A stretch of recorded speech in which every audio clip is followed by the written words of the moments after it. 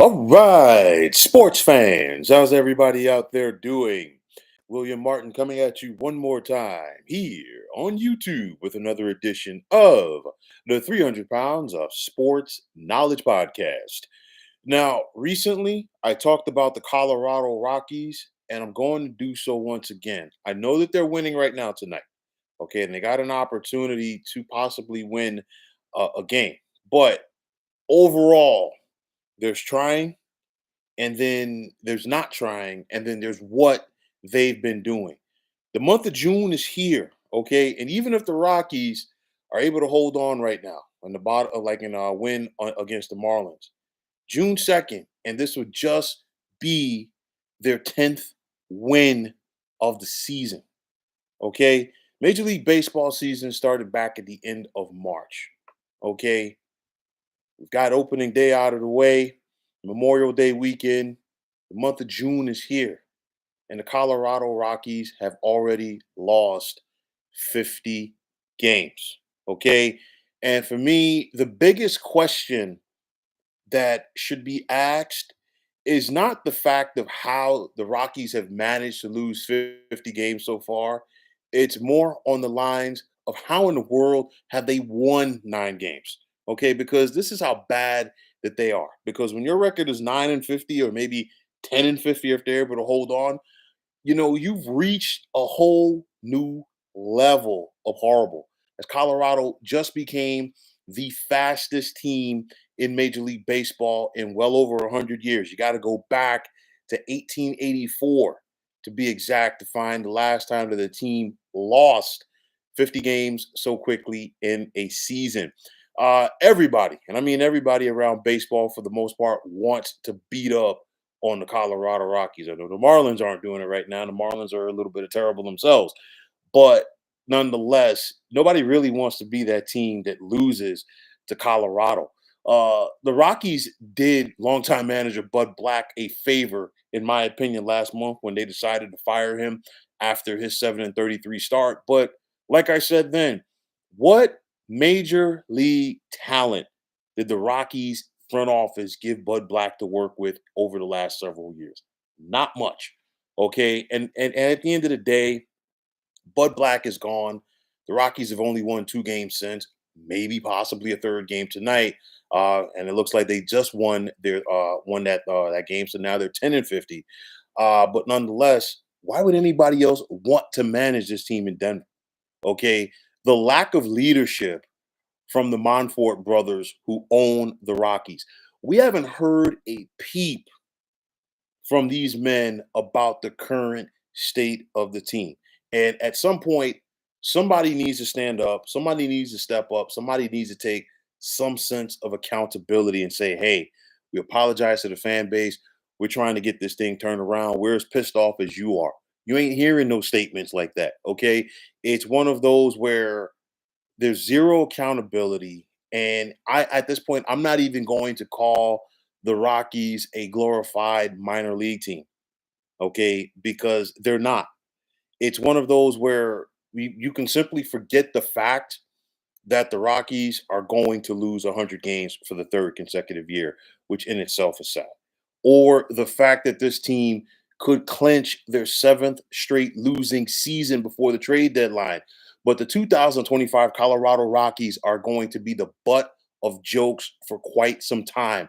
And just as the 2024 Chicago White Sox just let the 1962 New York Mets off of the hook for futility, the 2025 Rockies are about to do the same for the White Sox. And with consecutive 100 loss seasons under their belt already, you'd think that a franchise would be trying to improve. But in the case of Colorado, they have actually found a way to make it worse. Okay. Is a whole nother level of terrible. And I think it's not just with the Rockies.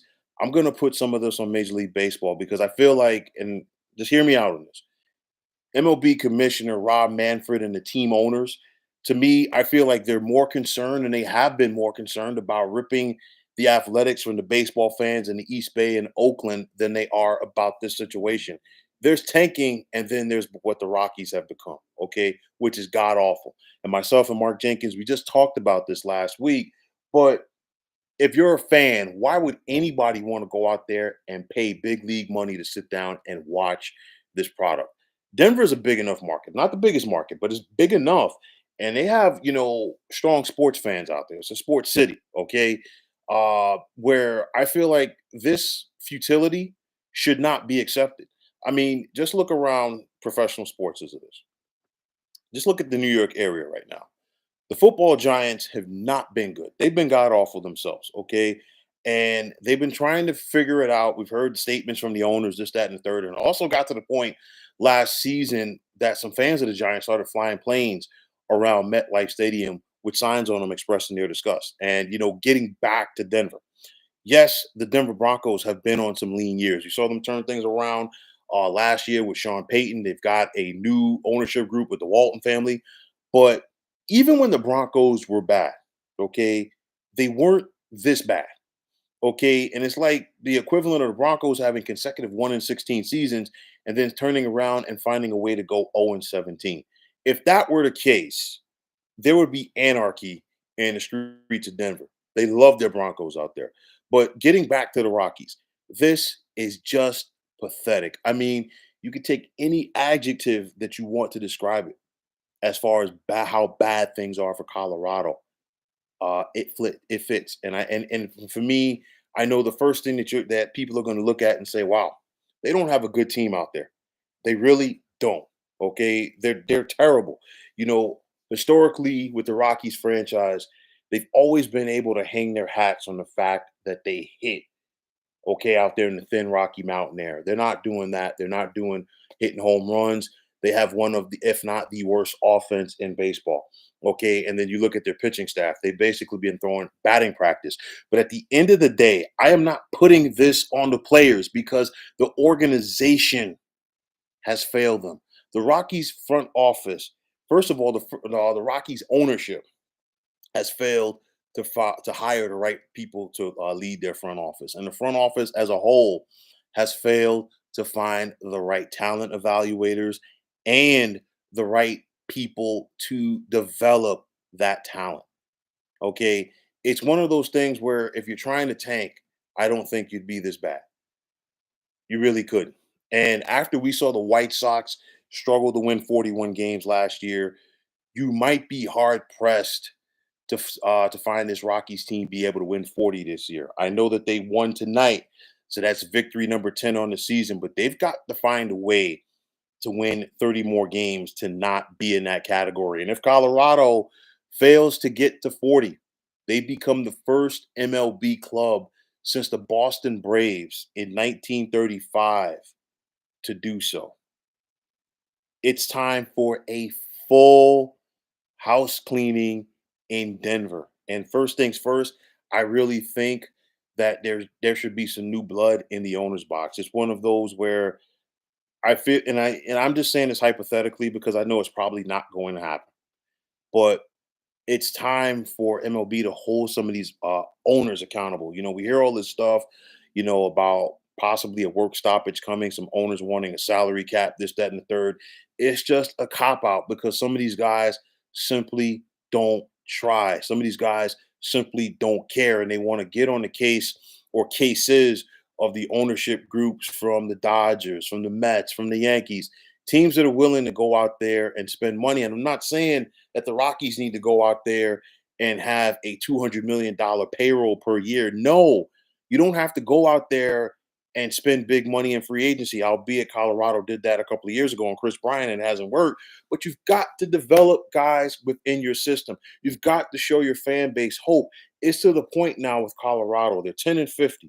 Okay, they've got 102 games left on the season. Basically, if Colorado played 500 ball for the rest of the season, they would still lose 100 games. That's the point that we're at with this team. That's how bad it is. And I'm telling you like this, I ain't holding out hope that the Rockies are going to go out there and play 500 ball for the rest of the season. I expect them at some point, maybe they could win a couple of games in a row, maybe 3 or 4. And of course, at the end of the season, they might be a little bit more competitive. Why? Because guys are going to play for jobs and spring training invites, trying to latch on with other teams, you name it. Okay. And there's going to be some youngsters who are going to be called up as well. But Denver very rapidly has become baseball purgatory. And the thing is, you think about the Rockies, they went from being an expansion team in 1993 with the Marlins to making the playoffs by their third year. And of course, the Rockies, they've been bad over the years, okay, but they've never been this bad. And of course, they finally broke through. They had that epic streak back in 2007, where I think they won 22 games in a row en route to winning the NL pennant. They came back and got to the postseason again in 2009. But nonetheless, even when the Rockies are back or not making the playoffs at least, they still were exciting because they had guys who could hit. They always had talent. There is zero talent on this team. And again, that falls back into ownership and that falls back into the lap of the front office as well, because they have failed this organization. That is the best way to say it. I know that the Rockies won tonight. I get it. But this is a bad baseball team. Everybody involved with Colorado Rockies baseball should be ashamed right now. There's no ifs, ands, or buts. It starts with the owners. They don't care. There's no other way to say it. I feel bad for anybody who went out there and bought season tickets for this team, merchandise, whatever like that, because this team has failed you. They have gone out there and they have basically said, we don't care. And that is the effort that you see from this team more often, and you have seen from this team more often than not this year. At least the Rockies got themselves a win tonight, but they've been few and far between. And I think it's a sad state of affairs that here we are in the early stages of June, and we're just talking about this MLB franchise winning their 10th game of the season. Some teams can do that within 2 weeks as far as winning 10 games. Colorado, it has taken them basically past the one-third point of this season to get their 10th victory. That's pathetic. The Rockies are pathetic. There's no nice way to say it. And for anybody who follows this team, hey, you know what? I tip my hat to you. The best of luck. But this is not an MLB squad right now. That's all I got to say. No ifs, ands, or buts about it. You want to say, well, maybe it can't get any worse for the Colorado Rockies. I think that point should have come after the last couple of years. They lost 103 games in 2023. They lost 101 more in 2024. First time in their franchise history that they lost more than 100 games, and that was right after losing 94 games uh, in 2022. And what's going to hurt it and hurt them, and what's going to make it more likely that they're going to be a bad team again? You got some good teams atop the NL West. You got the Giants. You got the Dodgers, you got the Padres. I expect the Diamondbacks. I know they're dealing with some injuries right now, but they're going to get it going, okay? And they're going to be a factor in this division and the wild card race over the second half of the season. But nonetheless, getting back to Colorado, all of those teams that I just mentioned, they're going to take their turns beating up on them. And for their sake, they should be fortunate that it ain't like the old days where you play a division foes 19 times a year. You play them 13 times. So that's two less series against the Giants, Dodgers, and Rockies. But nonetheless, it ain't good. You think about fan bases that have revolted over the years. I don't see it coming from the Rockies fan base. I mean, we've seen it. We had to fire Matt Millen march in Detroit. To fire Isaiah Thomas. March with the Knicks. Like I talked about the Giants flying the planes. If this was the Broncos, definitely, yeah. Folks would be upset in Denver, but still, this ain't good. So I don't know where the Rockies go from here. I want to say there's only one way to go, but up. But every time I think that about the Rockies, they find a way to get worse. This the beginning of June, and their season is already over. There's nothing to look forward to. There's no prospect that they could call prospects that they could call up over the second half of the season to get to ignite this fan base. This is just bad. You got to tear it down, and you really have to start over from scratch. The Rockies have to do better than this. The Rockies should be better than this, but they're not. And that's all I got to say on this thing. But, folks, that is going to wrap it up. And as always, I want to take this time out to thank each and every one of you for checking out the 300 Pounds of Sports Knowledge podcast here on YouTube. And as always, if you like what you heard and saw on this podcast, please feel free to hit that like button as well as subscribing to this channel.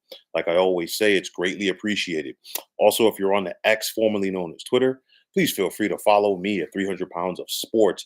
And like I always say, if you follow me, it'll be my pleasure to follow you right back. That also goes for Instagram, where you can check me out at 300 Pounds of Sports Knowledge. Give me that follow, I'll give you that follow right back as well. Also, you can check us out on Facebook at the Sports Depot 365. And as far as I'm concerned, one of the better sports debating sites going on social media. But until next time, fine folks, my name is William Martin, and I am signing off. I'm saying take care and have yourselves a wonderful day.